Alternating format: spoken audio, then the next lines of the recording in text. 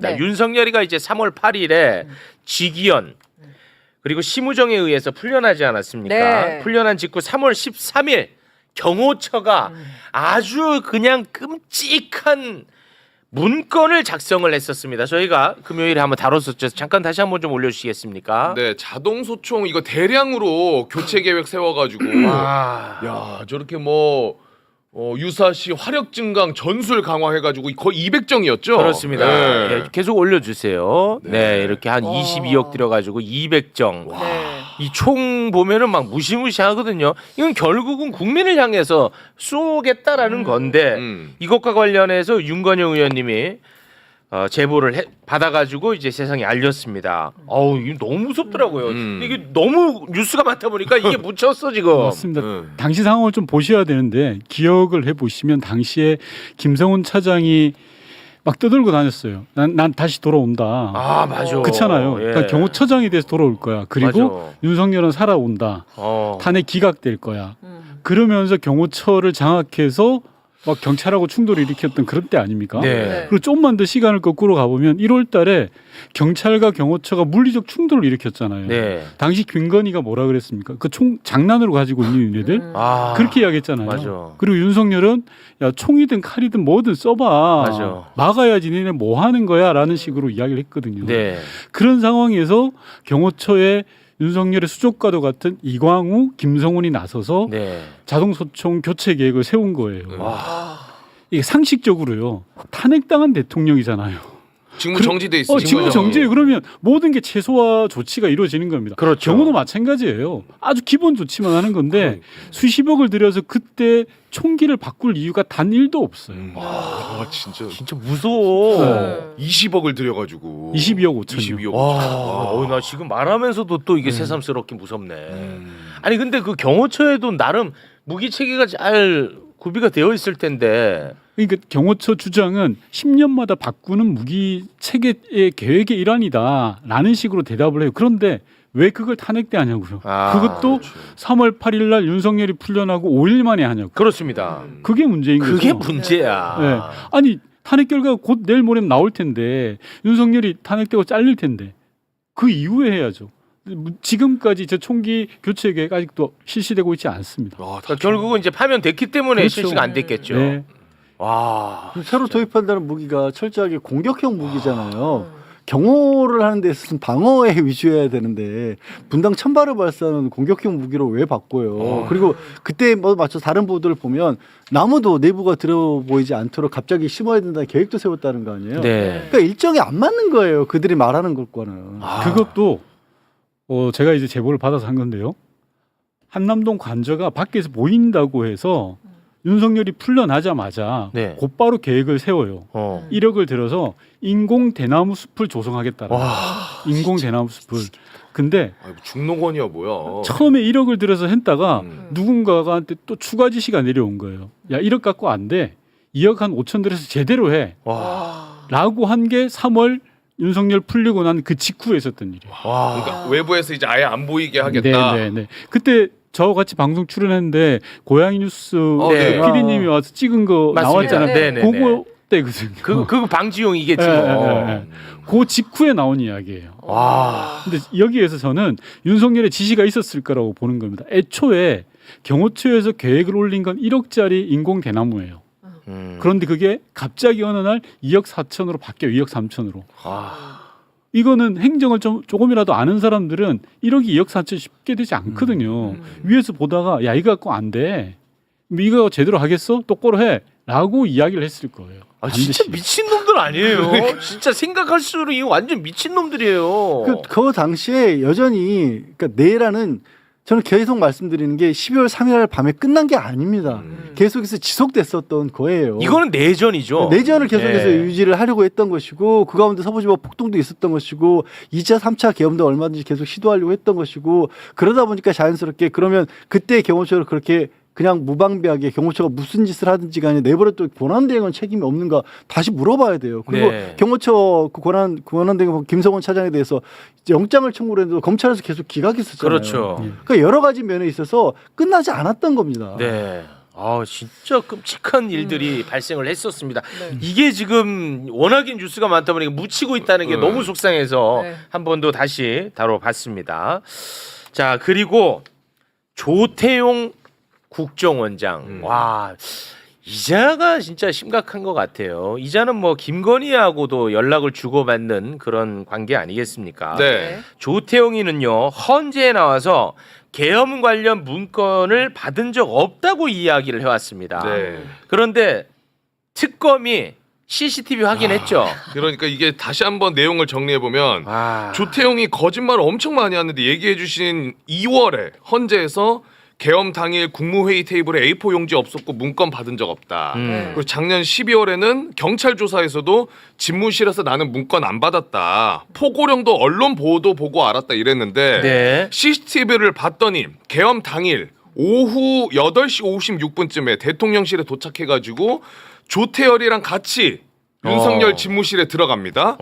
그리고 이후에 집무실에서 나오면서 손에 든 문건을 세로로 2번 접어서 양복 주머니에 넣는 모습이 찍혀버린 거예요. 시켰어. 네. 그리고 그뿐만이 아니라 오후 10시 전후 대접견실 있었잖아요. 네네. 대접견실에서는 최상목 옆에 문건이 있었는데 최상목이 오랜만에 등장하는구만. 그런데 조태용이 그거를 쓱 가져가서 쓱 보더니 조규영 조규영? 조규영 이것도 좀 봐봐.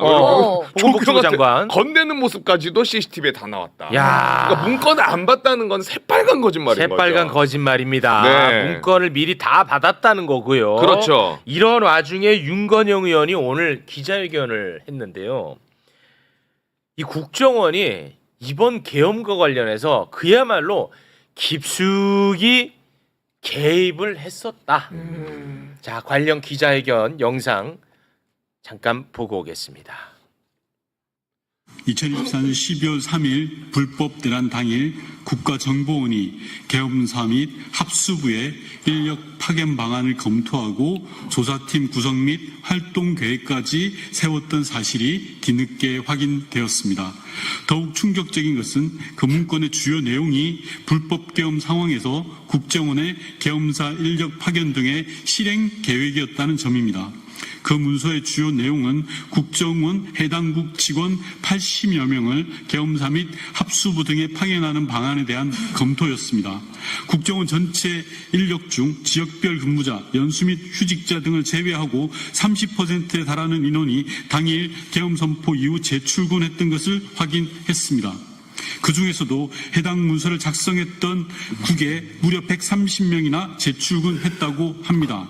이는 상당한 규모로 앞서 말씀드린 문서의 실제 집행을 준비하기 위한 것이라는 의심은 너무나 자연스러운 일일 것입니다. 와, 시키네. 국정원 계엄사 합수부 근데 국정원 직원 다 파견하려고 그랬어. 해당 와, 계엄 선포 이후에 해당 국에 130명이 재출근을 했어요? 네. 와, 나 이거 무서워 죽겠네, 진짜. 그동안 우리 진행자께서 말씀하셨지만 국정원은 무풍지대였잖아요. 예. 건드리지 않았어요. 그리고 특히 조태용 전 원장이 우리는 아무것도 한 게 없어. 그렇습니다. 라고 이야기했고 생각해보세요. 홍장원 1차장이랑 국회 국정조사 나와서 서로 싸웠어요. 맞아요. 조태용은 네가 거짓말하고 있어 라고 했던 그 가증스러운 사람인데 이게 어떻게 나왔냐면요. 제가 제보를 하나 받았는데 국정원 직원들이 그날 많이 출근했다는 거예요. 그날따라 불법 내란이 있었던 날 저녁에 3일에 네, 엄청 출근했다는 거예요. 그래서 네. 이상하다라고 해서 제가 추적을 해봤죠. 그러면 네네네. 사이버하고 조사국 라인이 출동을 했을 거거든요. 그렇잖아요. 왜냐하면 선관위에 파견하겠다라고 했고 그런 문건의 내용들이 있었지 않습니까? 국정원 네. 직원들을 선관위에 파견하겠다. 네. 그래서 조사를 해봤더니 조사국에서 130명이나 출근했다는 거예요. 와, 출근해서 뭐 했냐 니네들 또 조사를 막 했죠. 우리 동료들하고 같이. 네. 그랬더니 문건의 존재가 확인이 됐어요. 와, 그래서 제가 문건 제출해라 라고 했더니 절대 못 제출하겠대요. 그래 지금 조사 내가 볼게 열람만 할게 라고 했더니 가지고 왔더라고요. 네. 저희 요원실로. 아. 그 내용이 이 내용입니다. 아. 그러니까 계엄사하고 합수부로 80명을 파견하겠다라는 거고요. 중앙합동정보조사팀을 구성해가지고 1조에 10명씩 해서 예를 들어서 뭐 당정 고위 간부 조사하는 사람, 특수부대 게릴라 조사하는 사람 이런 거 다 하겠다라고 해서 일종의 국정원이 어떻게 움직이겠다라는 계획을 짰던 거예요. 근데 또 황당한 건 그 문서를 직접 만들었던 사람이 있을 거 아닙니까? 네. 그 양반을 불러서 제가 확인을 했죠. 너 이거 누구의 지시에 따라서 한 거야? 네네네. 그게 중요하죠. 누구야? 밝혀라고 했더니 그 양반 하는 말이 네. 내가 알아서 했는데. 그 말이 됩니까 이게? 자발적이다. 아니 그 의원님 방금 말씀하신 그 질의응답이 국정원장 바뀐 다음에 그렇죠. 최근의 일이죠. 일이죠. 최근 일이에요. 최근 일이죠. 야, 근데 아직도 정신 못 차렸네. 네.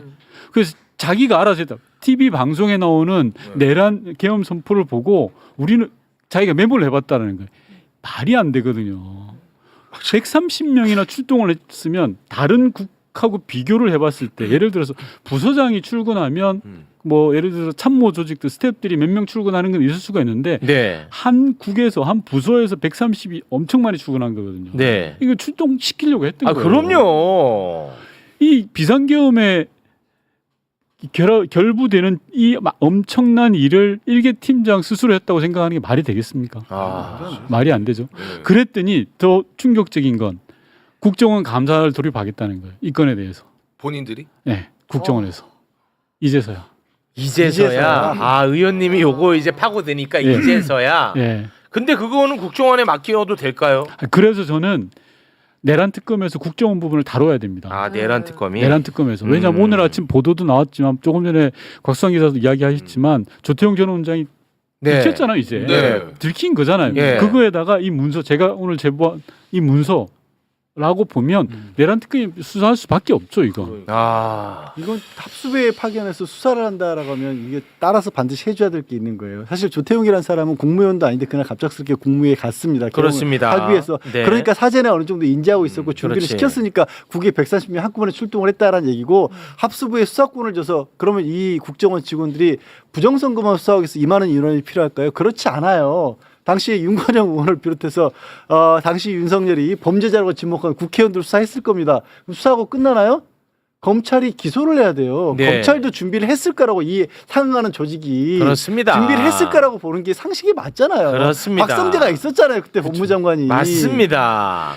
그러니까 우리가 이거 잘못 다뤘던 것 중에 하나가 조태용이는 워낙에 사람 자체가 비겁한 캐릭터라서 이 계엄과 관련해서는 그냥 못 본 척 이 비겁하게 소극적으로 행동했다라는 이야기들을 많이 했었거든요. 맞아요. 그게 아니라는 거야. 그게 그냥 홍장원 차장한테 지시가 직접 갔다는 것 때문에 그렇지. 그랬는데 그 부분 때문에 그랬지. 조태용이 맡았던 역할이 따로 있었던 거고 그렇지. 홍장원 차장은 굳이 안 맡으려고 했는데 그날 국회가 제대로 장악이 안 되니까 네. 그때 급하게 연락을 했던 거죠. 계획이 없던 일이었던 거죠. 그러니까. 예. 저의 추론은 그렇습니다. 조태용 전 원장이 윤석열한테 쪽지를 받았잖아요. 네. 네. 그럼 가서 뭘 어떻게 했겠어요? 담당 차장한테 이야기했겠죠. 네. 야 우리가 어떻게 해야 돼? 그러니까 담당 차장은 팀장한테 이게 이 계엄 담당하는 부서거든요. 야 우리가 어떻게 해야 되는 거 보고서를 올렸을 거예요. 네. 몇십 명은 어디로 가고 몇십 명은 합수부 계엄사로 파견해야 돼라고 했는데 또 한 가지 충격적인 내용은 현행 법에 따르면 국정원은 수사를 할 수가 없습니다. 네. 국내 정치에 개입할 수가 없거든요. 그렇습니다. 분명하게. 네. 그런데 문건에 어떻게 돼 있냐 그러면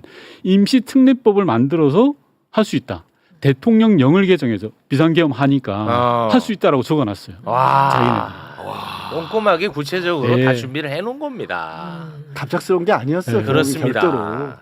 야. 실패로 돌아간 게 천운이었어. 다시 몇 번을 생각해봐도 실패로 돌아간 야, 게 이 천운이었어요. 조태용이 의심은 우리가 많이 했지만 문건이 나와 버렸어요. 그러니까요. 조태용이 이렇게 되면은 조태용이는 그냥 뭐 빼박 중요 임무 종사자입니다. 중요 임무 종사하고 벗어날 길이 없어요. 그렇습니다. 그쪽에서. 아니 이게 이상민 전 장관하고 한덕수하고 결정적인 게 한덕수가 잘됐다는 건 아니지만 기각이 이렇게 실적 일을 했느냐 말았느냐잖아요. 단전단수 지시가 있었잖아요. 이상민은. 그렇습니다. 이게 조태용 같은 경우는 누가 믿어요? 그 실국장이 직접 했다는 제키를. 아, 말이 안 되지. 근데 왜 그 사람은 아직까지도 세상이 변했고 국정원장도 바뀌었음에도 불구하고 왜 자꾸 꼬리 자르기를 하려고 하는 거예요? 그러니까 국정원장이 새로 들어서서 이전에 윤석열 시기의 행태를 바로잡겠다 그래서 자체 감사 중이에요.